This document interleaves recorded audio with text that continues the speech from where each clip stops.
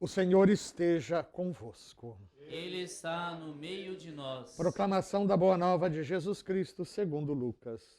Glória a vós, Senhor.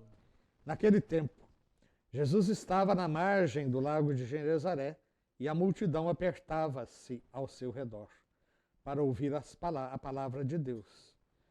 Jesus viu duas barcas paradas na margem do lago. Os pescadores haviam desembarcado e lavavam as redes.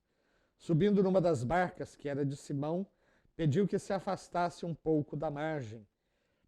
Depois sentou-se e da barca ensinava as multidões. Quando acabou de falar, disse a Simão: avança para águas mais profundas e lançai vossas redes para a pesca. Simão respondeu: Mestre, já trabalhamos a noite inteira e nada pescamos, mas em atenção à tua palavra vou lançar as redes. Assim fizeram e apanharam tamanha quantidade de peixes que as redes se rompiam. Então fizeram sinal aos companheiros da outra barca para que viessem ajudá-los. Eles vieram e encheram as duas barcas a ponto de quase afundarem. Ao ver aquilo, Simão Pedro atirou-se aos pés de Jesus, dizendo: Senhor, afasta-te de mim, porque sou um pecador. É que o espanto se apoderara de Simão e de todos os seus companheiros, por causa da pesca que acabavam de fazer.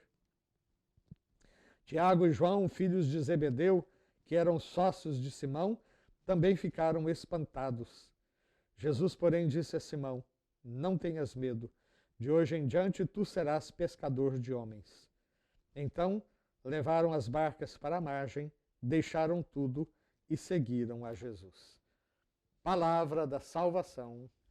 Glória a vós, Senhor. Meus caros irmãos e irmãs, esse evangelho de hoje tem uma série de lições muito interessantes para a nossa vida. Eu gosto muito de dizer que Deus nos desafia na nossa própria área de competência. Vejam bem, quem eram Simão e os seus companheiros? Pescadores, portanto, profissionais que conheciam muito bem o seu métier. E eles tinham trabalhado a noite inteira e não tinham conseguido um lambarizinho que fosse. E de repente Jesus os desafia, dizendo: lancem a rede do lado direito da barca. Eu imagino que aquilo deve ter sido bastante constrangedor para Pedro e seus companheiros, porque afinal de contas eles sabiam o que eles estavam fazendo e poderiam muito bem ter dito a Jesus: Senhor, olha, o senhor pode entender de pregação, o senhor pode entender de Sagrada Escritura, mas de pesca quem entende sou eu. Mas, por causa da tua palavra, eu vou lançar a rede mais uma vez. E aí o milagre aconteceu. Sabe, meus queridos, uma das atitudes mais necessárias do missionário é justamente a perseverança. Porque muitas vezes nós trabalhamos na seara do Senhor, nós trabalhamos em missões que a igreja nos confia e parece que os resultados são muito pequenos. Eu conheci lá na Amazônia, na nossa diocese, prelazia irmã, na igreja irmã, que é a prelazia de Borba, a história de um missionário que ia para as comunidades do interior. Na Amazônia, as comunidades ribeirinhas, elas ficam muito distantes, né? Às vezes, a 14 horas de barco em relação à sede da prelazia. Outras um pouco mais perto. Quando eu falo um pouco mais perto, 5 horas de barco, né? Mesmo assim, são distâncias bastante grandes. Então, quando o missionário sai, de uma maneira geral, ele sai e vai visitando aquelas várias comunidades e depois vai voltando. Às vezes passa semanas fora.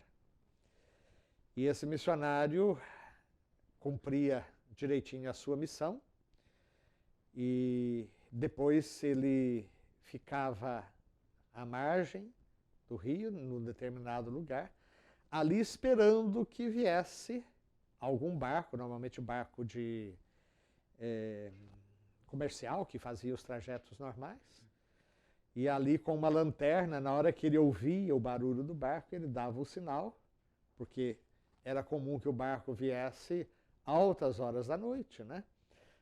Tudo já escuro, ele lá parado na beira do rio, dava o sinal, o barco encostava e a partir dali ele seguia a sua viagem.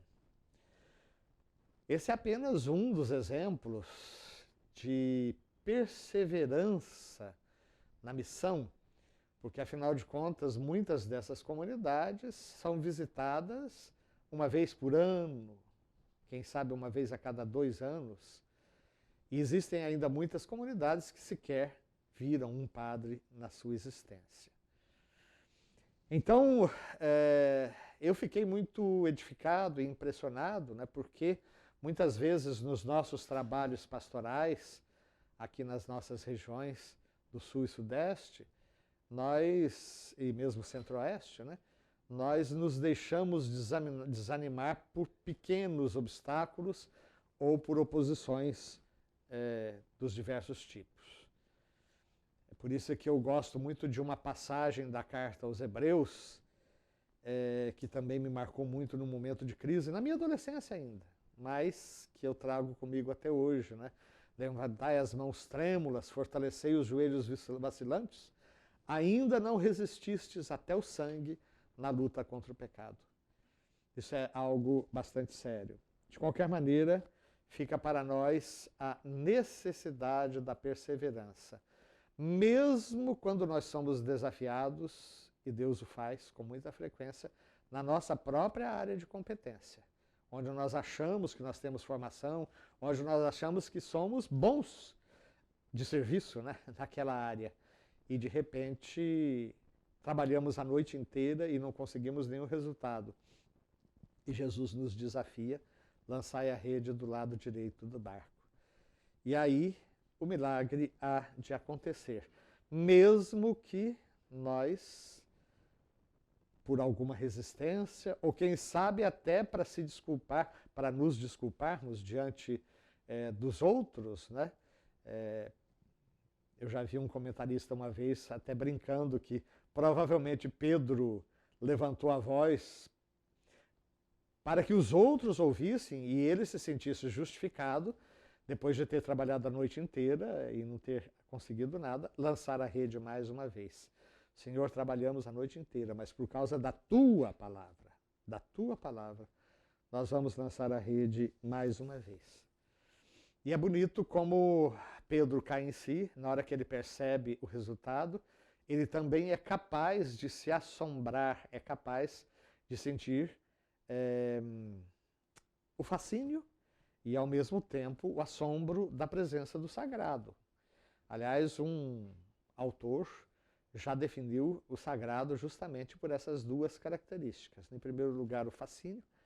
A pessoa se sente atraída pelo mistério do divino e, ao mesmo tempo, o espanto, como foi o caso da vocação de Isaías. Ai de mim, porque os meus olhos contemplaram o Deus do universo. Vou morrer. Eu moro no meio de uma geração de lábios impuros e eu mesmo tenho os lábios impuros. Como é que eu vou estar diante do Eterno?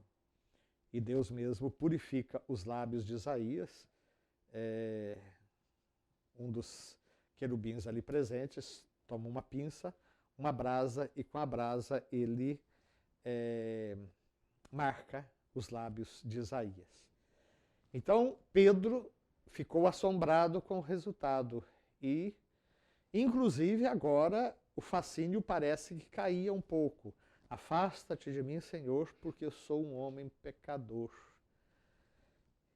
É interessante como que a presença do sagrado nos faz ter essa consciência da nossa própria impureza. Mas Jesus o tranquiliza, dizendo: não tenhas medo, de hoje em diante tu serás pescador de homens. Que o Senhor nos dê muitos pescadores, muitas pescadoras para a sua seara e que assim a evangelização dos povos possa acontecer cada dia com mais intensidade, com mais competência e com maior santidade. Apresentemos então a Deus as nossas preces.